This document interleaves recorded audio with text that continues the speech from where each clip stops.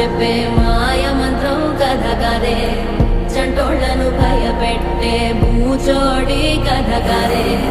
తాత ముత్తాతమ్మల భూతాల కథ కదే, విక్రమాదిత్యుడు చెప్పిన వేదాళుడి కథ కదే, దీపము నుండి బియ్యం వచ్చే అల్లావుద్దీన్ కథ కదే, ఇది ముడత చర్మం ముసలి చెప్పే కథలాంటి నిజమేలే.